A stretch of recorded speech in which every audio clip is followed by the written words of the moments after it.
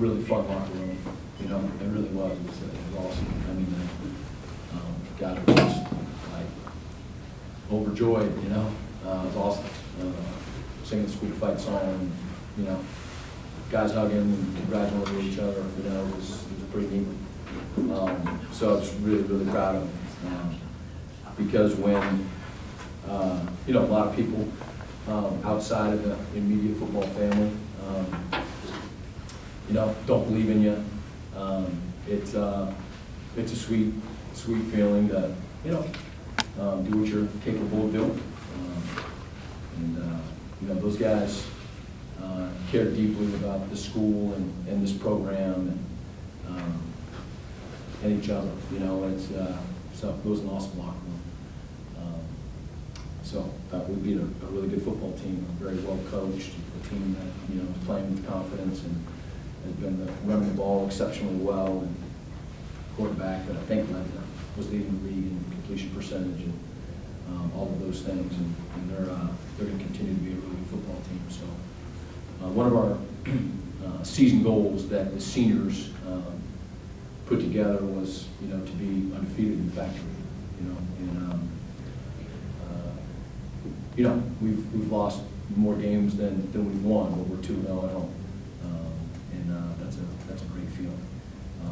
And I think I can't read without my glasses anymore, but that we won the turnover ratio, and that's a pretty big deal for our team. So just really excited and proud of our guys and the crowd. I just want to thank the people who came out. You know, you choose a school. You work at a school, and that's your school. You know, that's your university. It's your university for your whole life, and we want to do our part in allowing for people for it to be one way for people to show their pride. You know, and I get the fact that it's all about winning and losing to everybody, but you know, it was a good day. I'll take any questions. Coach, obviously a big coming out day for Reggie Bell. Was Rob Golden hurt on that hit, or was it just a decision you made? You wanted to kind of change direction on the offense? We were going to play Reggie, and everybody knew it, just to get him in, and had some packages for him. But, you know, both of those guys have been taking reps of practice all the way through, and, you know, just let us down, you know, to a score, and there's a little bit of spark. So we go around time, decided to give you know, another series. You know, he's a really good athlete. He's a really good quarterback, and you know, a lot of people have doubted him, and you know, our decision making and all that. And you know, I promise you, I'm the farthest thing from perfect, but you know, we've believed in Reggie all the way through. We really believe that Rob could be a good quarterback, and we believe that Rogan's a good quarterback. And you know, Reggie, you know, did a really nice job today. Can you talk? You said the reps were different those last couple of weeks with Rob getting more. I mean, how much less did Reggie get? Yeah, he's been running with the twos. Rob has class on Wednesday evenings, and so leaves practice early. Mm-hmm. And then so, you know, on Wednesdays, Reggie runs with the ones for, I don't know, maybe the last half hour or so of practice. What was the difference? Oh, yeah, well, I can't even see statistics. I just know our guys are hugging and crying right now. So we'll figure that out. What was the biggest difference for you when watching Reggie today versus, you know, his first two starts? Or, you know, what did you see out of him that made the difference? Way more calm. Way more calm. And he was not rattled. I mean, that's one of Reggie's strengths and weaknesses, you know. I mean, he's never going to get rattled, you know, but sometimes here he comes, you know. He's just a fun guy to be around. Always has a smile on his face, and you know, it's talking to him about, you know, being more serious about it. He's totally responded with that. But the difference I saw is that he knows who he is and just played calm, let the game come to him, and you know, he both in the air and with his feet, you know, he was dynamite. Should we talk about the starting running back Ryan Brumfield, who got the start today? 16 carries, 60 yards. Just was a matter of something you saw in practice from him, or is there something wrong with Bronson Hill, or? Yeah, no, Bronson's not hurt, you know, at all. You know, again, you know, Bronson gets a lot of the attention, but we really feel as though we've had three quality backs, and I think we've seen that. I mean, you know, the Morgan State game, I mean, Bronson was so, Brumming was so light on his feet, you know, just a great touchdown, he hurdles the guy, he's a good player, you know? You know, we've been frustrated, as obviously of you guys. I mean, it's like when we're 3 and out, you just can't get things going, you can't get into a rhythm, and, you know, there's less reps, and, you know, it's frustrating and all that, but, I mean, D-Jack, I mean, even last week, there was a couple of doubles he took and some runs that he had. I mean, he's a great player too. I mean, we have 3 really good running backs, and Juwan Lewis and our young guys are not playing. I mean, you know, we're pretty good in that spot. So, you know, we just made the decision to give Brummie a shot at starting the game. You don't always know how things are going to go. I mean, you have a plan, but, you know, it's not all science. You know, it's art and science. You know, we didn't anticipate that Reggie was going to come into the game and play the rest of the game. But, you know, you make a decision about how it feels and how it's going and go with it. Seems a big turning point in the game was the goal line stand when you forced Buffalo to kick when they were down on your 1-yard line. Does that kind of help pick up everyone's energy after that? It's huge. I don't know how many sudden change situations we had, but holding a team to a field goal was a win for us. And we were awesome in sudden change. I felt as though we had too many of them, but they weren't really a result of turnovers. You know, it wasn't that kind of deal. It was just that they had the ball on our side of the field, and you know, our guys were awesome in sudden change. And to be honest with you, I think so much of that is just our sidelines. It's the mentality of our team. You know, we really challenged them when we first got here. You know, the reason why people score so much in sudden change situation is, one, that percentage-wise you have the ball so much closer to the end zone. But secondly, something negative has happened, and so everyone's downtrodden. So that's a choice. And so, you know, our guys are doing jumping jacks and yelling and screaming for our defense when they have the ball. Like last week on the 18-yard line, you know, before half, held them to a field goal. Huge. You know, and today it felt like we did that a lot. And so, yeah, the goal line stand, the sudden change situations, huge momentum boosts. Huge. Did they tell you what the personal foul was on the Rob Bolden's big run? They didn't say what the number was or what the call was. Eventually, we got to a number. But did they say what had happened or what the play? I don't totally understand still. But did they say what was it? Just Yeah, I mean, they communicate. They're doing the best job that they can, you know. It was I think it was a late block. I think is what I got. So they didn't get the number. They thought it was 20-something, and they came back later, and it wasn't a 20-something number. So you know, it was. I haven't seen it yet, but I'm sure our guy blocked the guy late. And you know, I mean, Rob was way down the field, so it was probably not necessary. So no, I haven't seen it yet. That's a big play.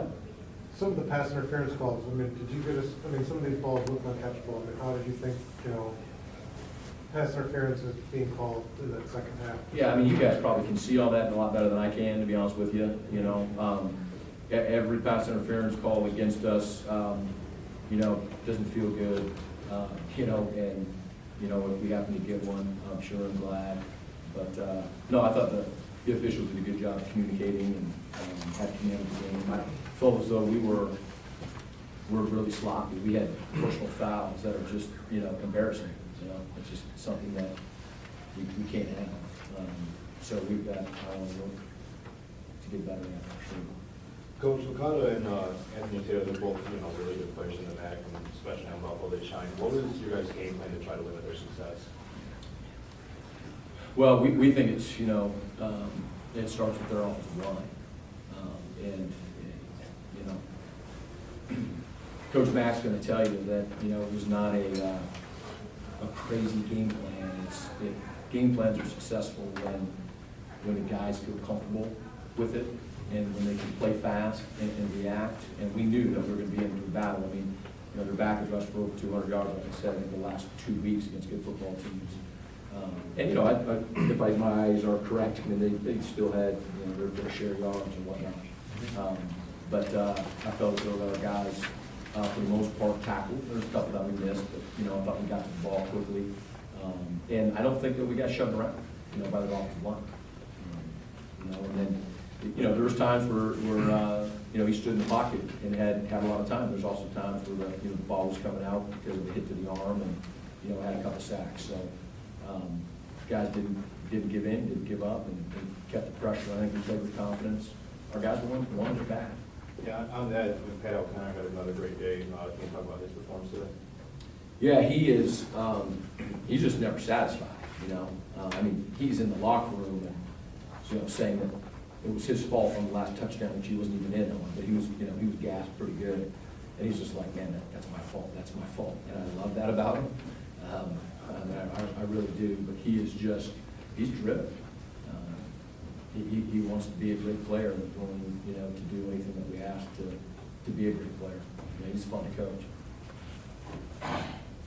One other guy had a good day defensively, who almost got second life after another targeting call as a penalty. How about the way you saw his intensity today? Yeah, he's standing back, so I can't say what I really feel. But, no, I love him, man. He's, wow, to start at an outside linebacker and to move into an inside linebacker, I mean, that's, you know, that's two different worlds. You know, it's totally different. And again, he's one of our guys that lives with OC, and he's driven. He wants our team to be great. He plays with passion and plays so hard. And that's twice now that you know, we thought that he was going to be, you know, holding my hand on the sideline. And thank goodness, you know, for the review, just a good clean hit. But you know, great football players just have an intensity that is unwavering. We've had some hard times, you know, but they're not giving up in those games, you know. And then so here's a game that we had a chance to finish, and he's one of our leaders. Coach, how has Campbell Ellison's transition to center been over the past few weeks?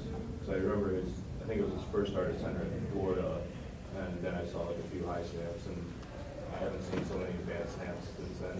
How's he transitioning to that position? Yeah, I mean, I think that's the thing that he's been, you know, working on. You never notice it, right, unless it goes bad. And you know, we've got a couple of tall quarterbacks who can jump, so that's saved us and helped us. But he's a senior leader that's just put so much into this program and so much into this team, and you know, that's one thing that he needed to improve on. You know, and so I think there's a little bit of free throw, baseball pitcher, of just getting a routine of reminding himself. You know, the center is calling out the defensive front, calling passing schemes, you know, pass blocking schemes, or run blocking schemes. You know, there's times that people are moving, snap counts come in, and it's a lot. You know, and so I think he just needed like a reminder indicator to snap the ball. You know, you're not just chucking it between your legs. You know, and so he's kind of getting into that, you know, the golf swing, the free throw, the pitcher, of reminding himself that he's got to nail the snap as well, because it's a really big deal. There's a couple that Reggie, you know, caught high today, and it just disrupts the timing of the read. You know, when you're a gun zone team, it's hard. So Cam's been improving. It's good. Would you say that as a collective offensive unit, especially with Bolden coming in late, especially with Reggie Bell, you know, many of us didn't see him starting all these football games and getting this playing time. Do you think that collectively the rust is shaking off? Of our offense? Yeah.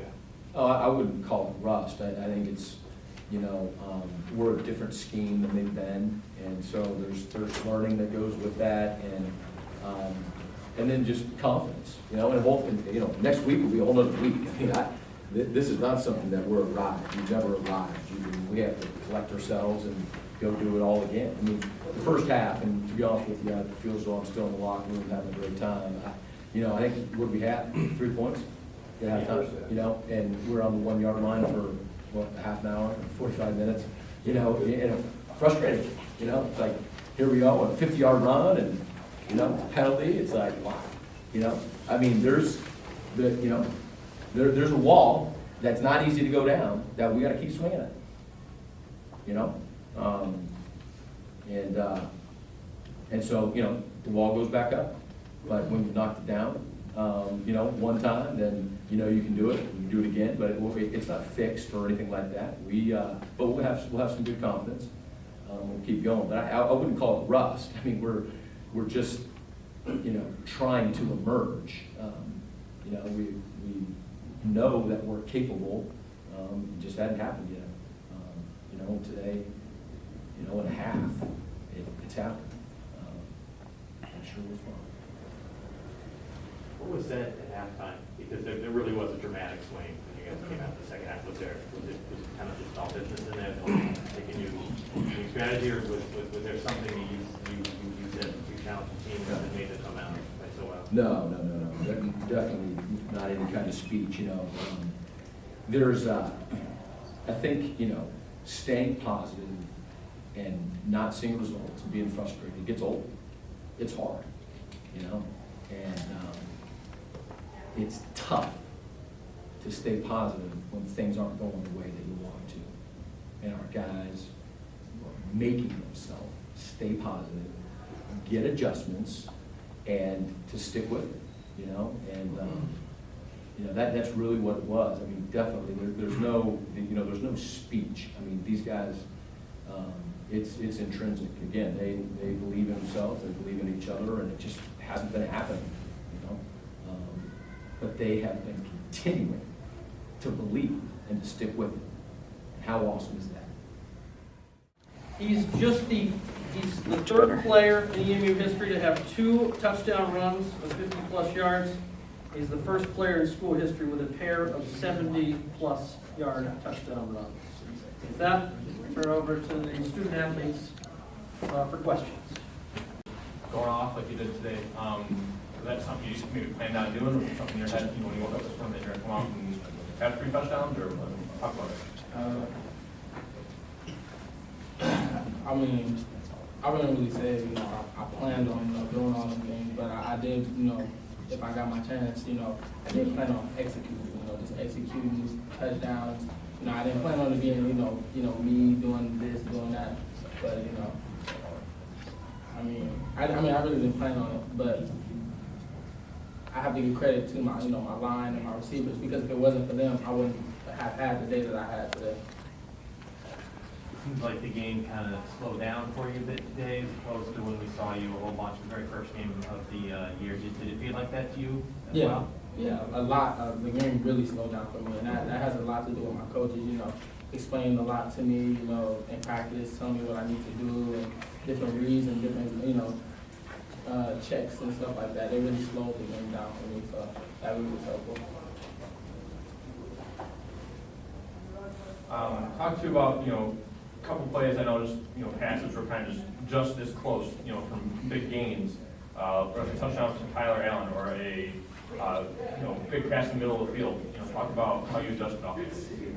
The way I really adjusted off of those were, I mean, obviously, well, me personally, I felt like, you know, I overthrew him. You know, I got to get it to him. You know, big plays like that, we have to make. We have to make those kind of plays when we get those opportunities. But, you know, the way that I adjusted to that and, you know, came back off the, you know, from the sideline was I'm just like, okay, forget about that play, move on. You know, you can't dwell on that or it's going to mess up the next series. So I was like, okay, I forget about that. Next time we get the opportunity, just make it. And that's how, you know, I thought after. And I was pretty upset about it. I was like, okay. But at a certain point, you know, you just got to forget about it and move on to the next play.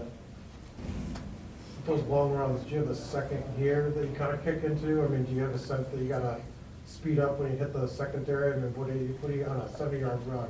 What's the trick to making sure that gets to the end zone? Well, when I see an opening, I'm thinking, yeah, I have to hit the second gear in order to get through that hole. So I see it and I just hit it, and I'm just running straight. I'm not looking back. I'm just running.